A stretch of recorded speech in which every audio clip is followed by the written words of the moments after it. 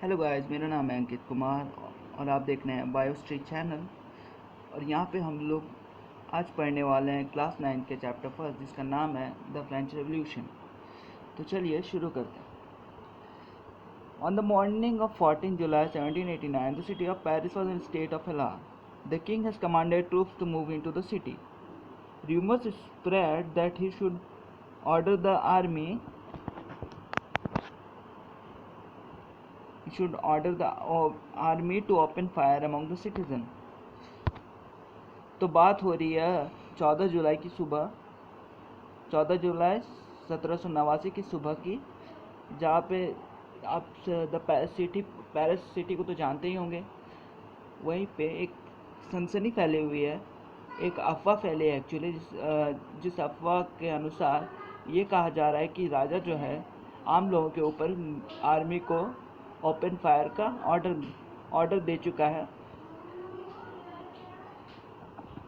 Some 7,000 men and women gathered in the front of a town hall and decided to burn the people's militia. They broke into the number of government buildings in search of arms. कुछ 7,000 लोग और औरतें जमा हुए in town hall में, और बहुत town hall में जमा हुए, और उन्होंने डिसाइड किया है पीपल्स आर्मी बनाने का, मतलब लोगों की एक सेना बनाने का। वो सरकारी बिल्डिंगों के अंदर घुसे और हथियारों की खोज करने लगे।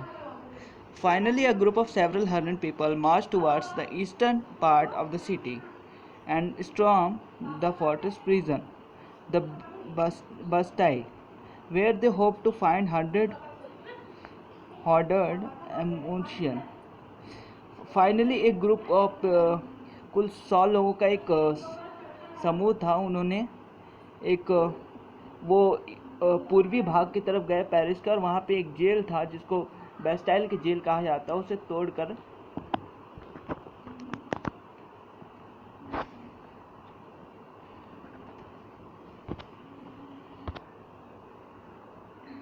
बेस्टाइल के प्रिजन को तोड़कर वहाँ से हथियारों की खोज करने लगे। In the around fight the followed commander of the Bastille was killed and the prisoners released. ये जो लड़ाई हुई कुछ 100 लोगों की और जेल के सिपाहियों की, तो उसमें जो कमांडर था बेस्टाइल जेल का, वो मारा गया और जितने भी कैदी थे उन्हें छुड़ा लिया गया। Yet the Bastille was hated by all. जब बेस्टाइल की कहानी सबने सुनी,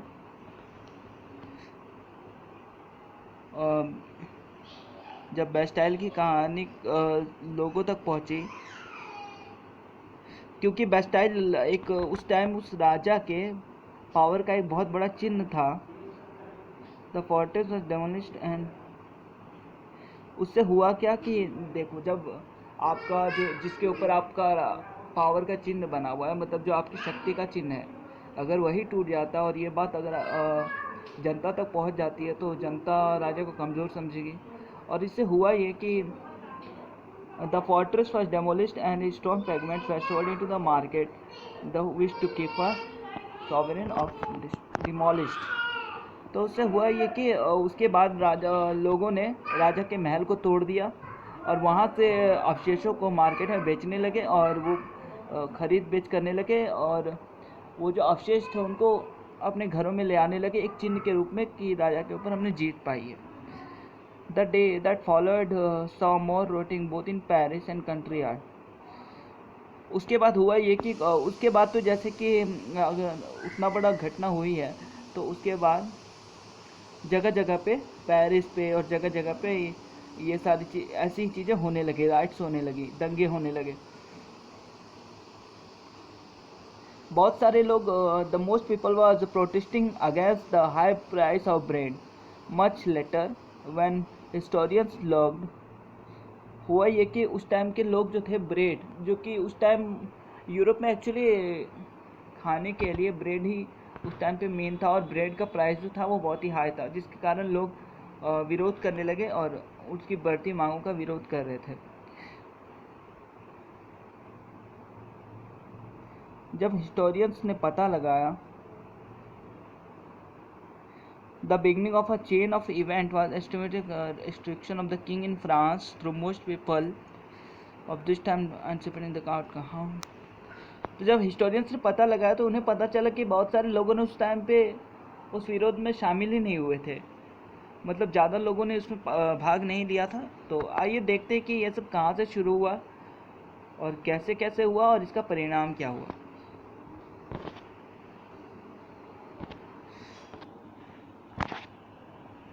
In 1774, Louis XVI of the Russian family of kings ascended the throne of France.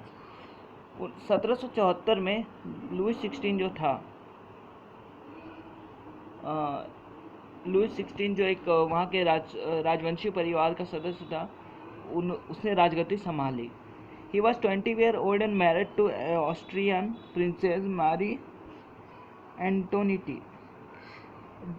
उस समय वो 20 साल का था और उसने ऑस्ट्रेलिया की राजकुमारी मैरी एंटोनियो से शादी की।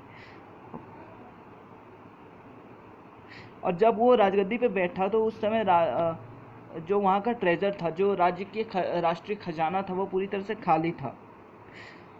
Long years of war has drain the financial resources of France, क्योंकि उसके राजगद्दी पे बैठने से पहले फ्रांस जो था वो लगातार युद्धों में भाग ले रहा था, जिसके कारण युद्ध लड़ने की वजह से उसके सरकारी खजाने खाली हो रहे थे। Added to the was the cost of maintaining an agreement court of the immense palace of Versailles. और प्लस हुआ ये कि वर्साइल में एक पैलेस था जो कि फ्रांस की मतलब प्रभुता का प्रतीक था, उसको भी मेंटेन करने में कुछ पैसे चले गए थे। Under Louis XVI, France helped the 13 American colonies to gain their independence from the common enemy Britain. Louis 16 के शासन में 13 अमेरिकन कॉलोनीज, मतलब जो भी ब्रिटिश किसी भी देश को अगर अपने ये में अधीन कर लेते थे तो उसे कॉलोनीज कहा जाता था। तो फ्रांस की मदद लेकर 13 देशों ने जो दोनों के कॉमन एनिमी था ब्रिटेन, अंग्रेजों से स्वतंत्रता पाई।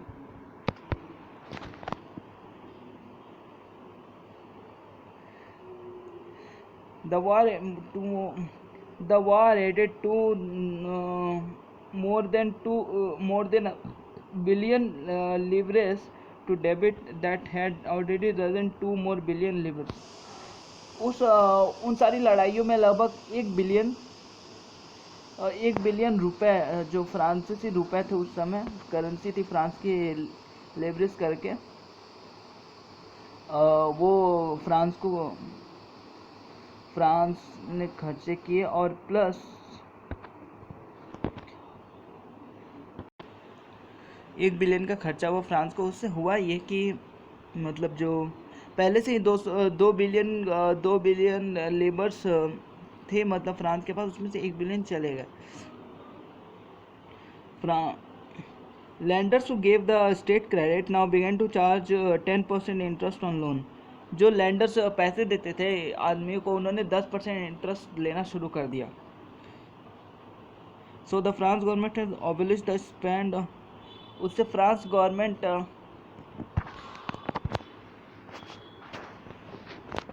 तो इसको देखते हुए फ्रांस की जो सरकार थी उन्होंने अबॉलिश कर दिया कि आप परसेंटेज नहीं बढ़ा सकते चार्ज में, मतलब आप इंटरेस्ट नहीं बढ़ा सकते, आप उस पर पाबंदी लगा दी गई।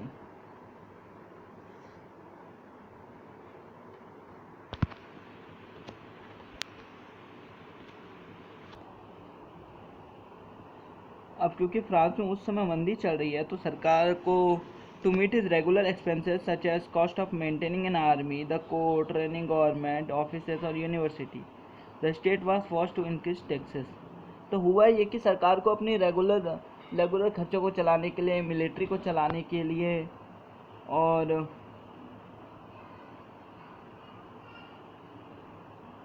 कोर्ट को चलाने के लिए और सरकार को चलाने और यूनिवर्सिटीज़ मतलब सारे भी सरकारी चीज़ों को चलाने के लिए, रन करने के लिए उन्होंने सारे स्टेट्स को कहा कि आप टैक्स मतलब बढ़ा दीजिए। उनको फोर्स किया गया, उनको ज़बरदस्ती कहा गया कि आपको टैक्स बढ़ाना पड़ेगा। Yet even the measures would not be sufficient. और यहाँ तक कि जो मेजर्स थे मतलब ये इतना सब करने के बाद भी सफिशिएंट नहीं हुआ, इसके बाद भी मतलब मंदी ख़त्म नहीं हुई। बहुत हद थोड़ा बहुत फ़ायदा हुआ बट पूरी तरीके से यार मतलब देखो 1 बिलियन है, 1 बिलियन रुपीज़ है, इतना छोटा सा ये करने से तो नहीं जाएगा। और तुरंत ही तो कुछ फ़र्क नहीं पड़ने वाला, तो कुछ हुआ नहीं। और उससे हुआ क्या, फ्रेंच सोसाइटी जो है तीन स्टेट में डिवाइड कर दी गई, तीन वर्गों में बांट दी गई। और सिर्फ जो तीसरा वर्ग था उसे ही टैक्सेस देना था और फर्स्ट और सेकंड को नहीं देना था। तो चलिए आइए देखते हैं कि क्या था।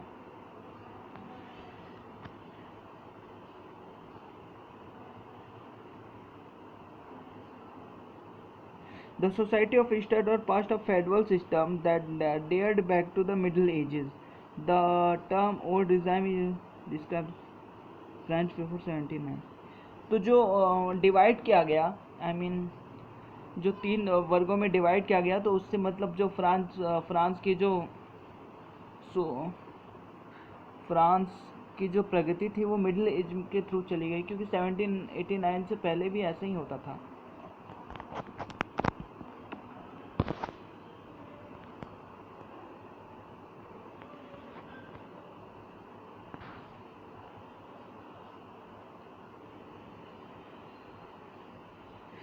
यार ये गलत है। Peasants made up about 90% of the population. However, only a small numbers of them owned the land they cultivated. France की जो 90% पॉपुलेशन थी, 90% जो उनकी जनसंख्या थी वो किसान थे। और उनमें से कुछ ही लोग के जो थे वो उन ज़मीनों के मालिक थे, जो मतलब वहाँ के खेतों के मालिक थे। 60% जो ज़मीन 60% of the land was owned by nobles. 60% जो वहाँ की ज़मीनें थी वो नॉबल्स के थ्रू थी, नॉबल्स उसे रखते थे। नॉबल उन्हें कहते हैं जो मतलब चर्च को रन करते हैं, चर्च मिशनरी, उनको नॉबल्स कहते हैं। By nobles the church and the other richer member of the third state. तो जो चर्च हो गया और मतलब रईसों के पास 60% जो वहाँ की ज़मीन थी, 60% वहाँ की जो फ्रांस की जो ज़मीन थी वो वहाँ के थर्ड स्टेट वालों के पास थी, नॉबल्स के पास थी।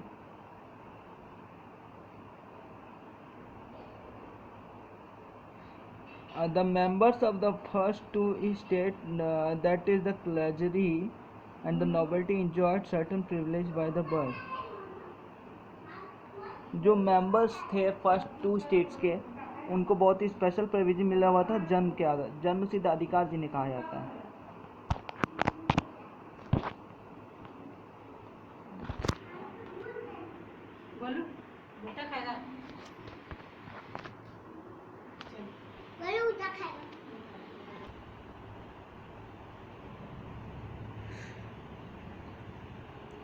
तो वहाँ के जो नॉबल्स था उन्हें कुछ जन्मसिद्ध अधिकार मिले हुए थे।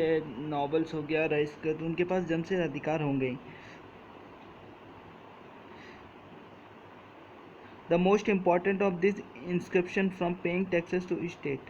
उसमें से कुछ था जो सबसे इम्पॉर्टेंट था कि उनको टैक्स नहीं देना पड़ता था नॉबल्स को। The nobles further enjoyed federal privileges. This include federal dues which they extracted from peasants. उसमें इंक्लूड था फेडरल ड्यूज़ जो वो किसानों से लेते थे। वो फेडरल ड्यूज़ जो वो किसानों से ले रहे हैं वो भी उन्हें पे नहीं करना पड़ता था वहाँ पर। Peasants were obliged to render service to the lord, to work in his house and field, to serve in the army to participate in the building roads. Peasant जो थे, पीजेंट तो थे वो मजबूर थे अपने मालिकों के पास काम करने के लिए, अपने घरों में काम, अपने खेतों में काम करने के लिए, और अपने खेतों में नौकर बन के काम करने के लिए वो मजबूर थे. The church too extracted in the share of taxes called tatis.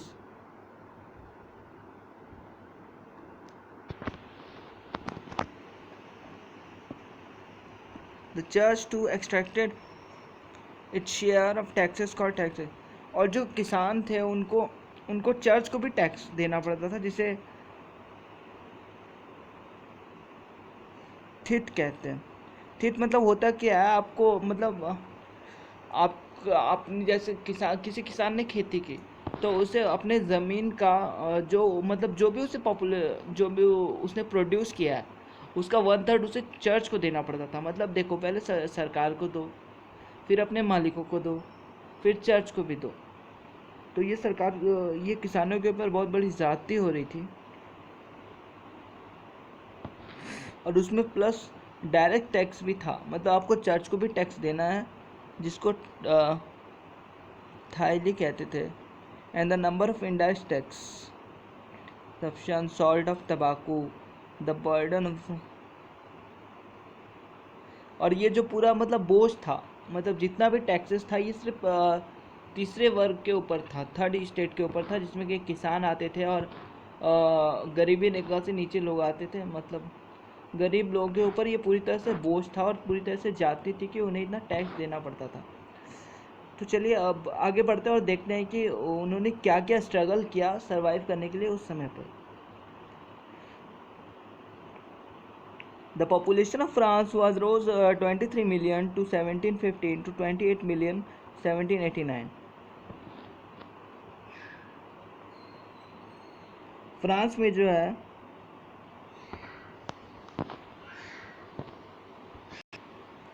France में आबादी जो है फ्रांस की वो बहुत तेज़ी से बढ़ी. 23 मिलियन से जो कि 1715 में 23 मिलियन से 1789 में 28 मिलियन हुई. The led a rapid increase in demand of food grains. अब जनसंख्या बढ़ेगी तो खाने की मांग भी बढ़ेगी, तो उससे बहुत ही जल्दी खाद्य आपूर्ति की मांग बढ़ी. Food production of grain could not keep pace with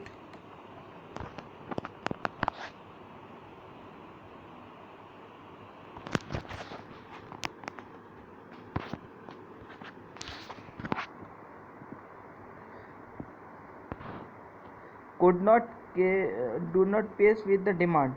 जो उत्पाद हो रहा था वो डिमांड के ये से नहीं जा रहा था. मतलब जो उत्पाद हो रहा था ना, वो डिमांड को फुलफिल नहीं कर पा रहा था, क्योंकि कितना भी प्रोड्यूस कर लो, कभी डिमांड पूरी नहीं होती.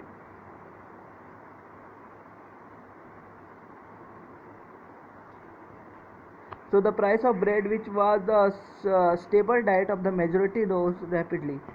तो उससे हुआ ये कि जो ब्रेड है, मैंने पहले भी बताया था कि ब्रेड जो है उस टाइम फ्रांस के पश्चिमी देशों में खाए जाने वाला मेन मतलब वहाँ का डाइट था कि आपको ब्रेड चाहिए खाने में. जिस तरह यहाँ पे हम लोग दाल, रोटी, सब्जी ये सब खाते हैं, वहाँ पे उस समय पे सिर्फ ब्रेड था. उससे हुआ क्या कि ब्रेड का जो प्राइस है वो बहुत ज़्यादा बढ़ गया और मांग भी बढ़ गई ब्रेड की पूरी. But the wages did not keep pace with the rise of prices. But जो लोगों को मिलने वाली आमदनी थी वो बढ़ती दाम के साथ मैच नहीं कर पा रही थी, जिसके कारण the gap between the poor and the rich widen. जिससे हुआ ये कि गरीब और अमीरों के बीच में जो दूरी थी और बढ़ गई. मतलब गरीब होते गए, अमीर तो चलो ठीक है, गरीब के पास मतलब दोनों के बीच में दूरी बन गई, दो वर्गों के बीच में दूरी बढ़ती चली गई. Things become verse whenever drought or hail reduce the harvest. और दुर्गति तो उस समय हो जाती थी जब कभी सूखा पड़ गया या कभी पानी आ गया, ओले पड़ गए, तो उस समय तो मतलब दुर्गति हो जाती थी किसानों की और गरीब लोगों की कि ऐसे ही प्राइस बढ़ रहे हैं और मतलब मतलब इससे हुआ क्या ये कि जिससे कि क्राइसिस हो गया, और इससे जो कि मतलब अब प्रोडक्शन होगा नहीं तो क्राइसिस होगा ही, और क्राइसिस बहुत ज़्यादा ही क्राइसिस हुआ। और ये फ्रांस का ओल्ड रिजाइम का सबसे बड़ा मतलब सबसे बड़ा सबसे बड़ा मतलब बुरी बात ही है फ्रांस की ओल्ड रिजाइम की। इन द अब हम लोग कहानी के अगले पार्ट पर चलते हैं। देखो बच्चों, मेरा कहना ये है कि अगर हम लोग हिस्ट्री को बोरिंग सब्जेक्ट नहीं, अगर हिस्ट्री को हम लोग की मूवी की तरह देखें ना, तो मतलब मज़ा ही आ जाएगा। आप हिस्ट्री को एज अ मूवी इमेजिन करके पढ़ें तो आपको बहुत ज़्यादा ही मज़ा आएगा। तो चलिए आगे बढ़ते हैं और देखते हैं कि अब पिज़्ज़ा किसानों की बात तो हो गई, लेकिन अब जो मिडिल क्लास है, जो मध्य वर्गीय लोग हैं, वो आगे फ्रेंच रेवोल्यूशन में क्या किए। A growing middle class envisages to end the privilege. अब मिडिल क्लास जो है, पढ़े लिखे जो लोग हैं थोड़े से, वो अब इसमें जुड़ेंगे। In the past, peasants and the workers participated to revolts against increasing taxes and food scarcity. मतलब भूतकाल में जो किसान थे और वो जो वर्कर्स थे, वो रिवॉल्ट्स में पार्टिसिपेट तो किए थे। मतलब जो खाद आपूर्ति की कमी थी, और ये सब में रिवॉल्ट्स यानी कि विरोध में हिस्सा तो लिए थे, पर क्योंकि एजुकेशन की कमी थी, the means of programs to carry out full scale measures that would bring change in social and economic order. लेकिन हुआ क्या है, उन्होंने पार्ट तो दिया, बट होता है ना, बिना एजुकेशन का अब कोई प्रोग्राम नहीं करेगा अच्छे से, कोई लोगों को समझाने वाला भी होना चाहिए। वो लोग अपने से, तो उसकी कमी थी, समझाने वालों की कमी थी, एजुकेशन की कमी थी, प्रोग्राम्स की कमी थी, जो एक मतलब एक बड़ी समूह के लोगों को लाने में असमर्थ हुआ, जिसके कारण जो रिवॉल्ट्स थे वो सक्सेसफुल नहीं हो पाए।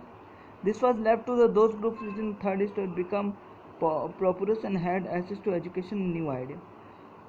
तो अब ये उन किसानों से तो हुआ नहीं, तो अब जो है मिडिल क्लास उसमें एंटर करेगा। मतलब कैसे एंटर करेगा, क्योंकि मिडिल क्लास जो है थोड़े पढ़े लिखे हैं।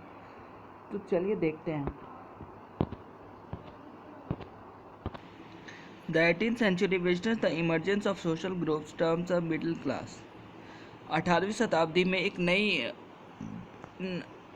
नए वर्ग का उदय हुआ, जिसे हम मिडिल क्लास कहते हैं, who earned their wealth through an expanding overseas trade and from manufacture of goods such as woolen and silk textile that were either exported or brought by the richer member of the society. अब जो middle class के लोग थे वो पैसा कैसे कमाते थे, वो पैसा कमाते थे ट्रेड से, बिजनेस से।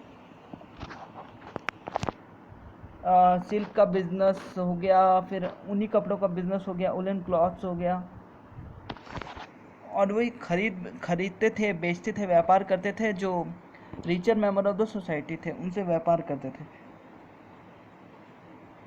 In addition to the merchants and the manufacturers, the third estate including professionals such as lawyers और administrative officials.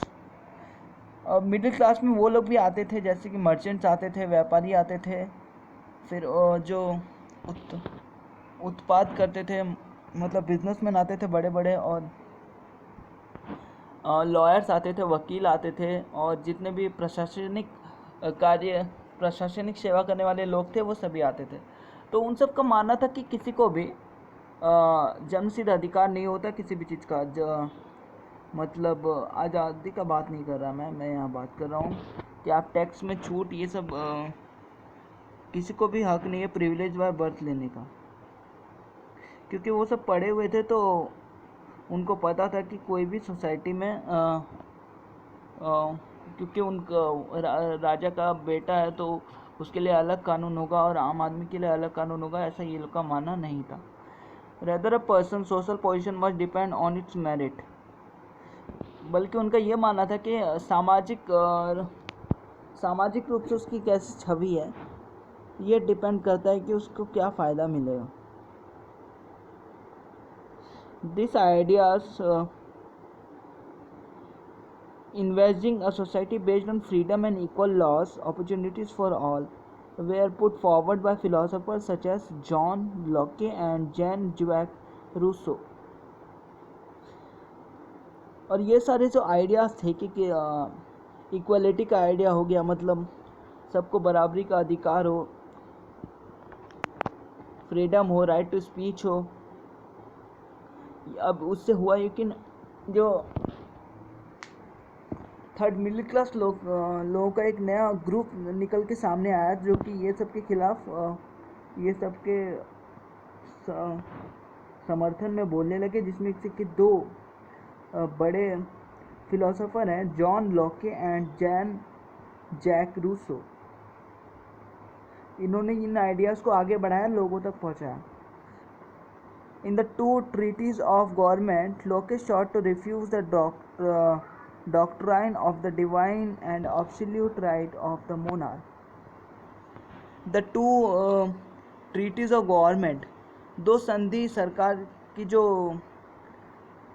जिसमें जॉन लॉकी कहते हैं कि जो मोनार्क के पास जो स्पेशल राइट्स हैं, मतलब राजतंत्र का पास जो स्पेशल राइट्स है वो गलत है। Rousseau carried the idea forward, proposing a form of government based on social contract between people and representative. जो रूसो जो थे, उन्होंने कहा कि उन्होंने एक सरकार लाने का प्रस्ताव दिया जिसमें कि एक सोशल कॉन्ट्रैक्ट हो, मतलब एक लिखित प्रस्ताव पारित हो लोगों के और सरकार के बीच में, जनता के और सरकार के बीच में। In the spirit of loss, Montesquieu proposed a division of power within the government between the legislative, the spirit of laws में जो मॉन्टिक्यूज है वो प्रपोज करते हैं, वो एक प्रपोजल लाते हैं कि पावर जो है, शक्ति का विभाजन कैसे होना चाहिए एग्जीक्यूटिव के रूप में, लेजिस्लेटिव और जुडिशरी का वो प्रस्ताव लाते हैं। The model of the government was put in the force in the US. ये जो इस टाइप का जो सरकार बनी थी वो अमेरिका में बनी थी। जब अमेरिका जो है वो ब्रिटिश से आज़ाद हुआ था, तो वहाँ पे ऐसी सरकार बनाई गई थी। और आप ये भी जान लो बच्चों कि अमेरिका जो है वो फर्स्ट डेमोक्रेटिक कंट्री है इन द वर्ल्ड है। The American constitution and granted of individual right was an important example for political thinker in France.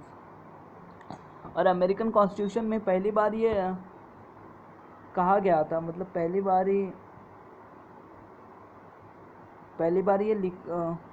पहली बार उसमें ये कहा गया था कि जो मतलब राइट टू स्पीच है, राइट टू इक्वालिटी है, ये सब बेसिक है और ये फंडामेंटल राइट्स है। The ideas of this philosopher are discussed instantly in salons and coffee shops and spread among the people through books and newspaper. अब ये जो आइडियाज़ हैं ये लोगों तक पहुँचे कैसे?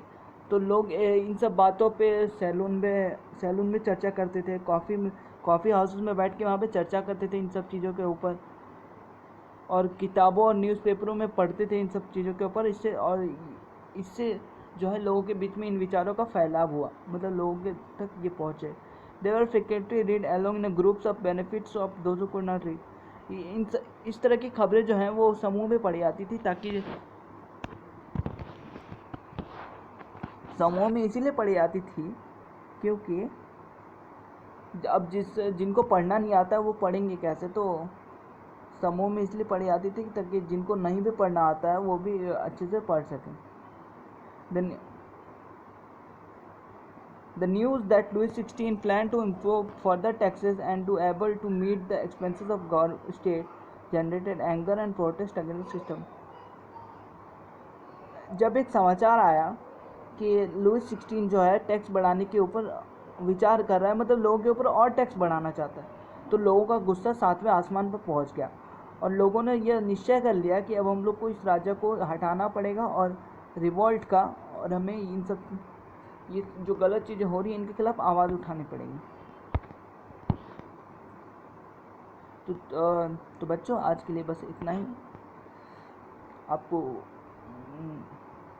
आशा करता हूँ मैं कि आपको ये वीडियो पसंद आएगी। अब इसका अगला पार्ट आएगा, अब इसके आगे की कहानी की कैसे फ्रेंच रेवोल्यूशन स्टार्ट हुआ हम लोग अगले पार्ट में पढ़ेंगे।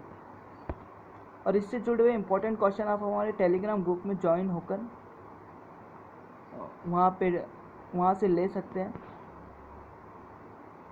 तो आज के लिए टाटा बाय बाय, मिलते हैं अगले वीडियो में। तब तक के लिए सी या हैव अ गुड डे।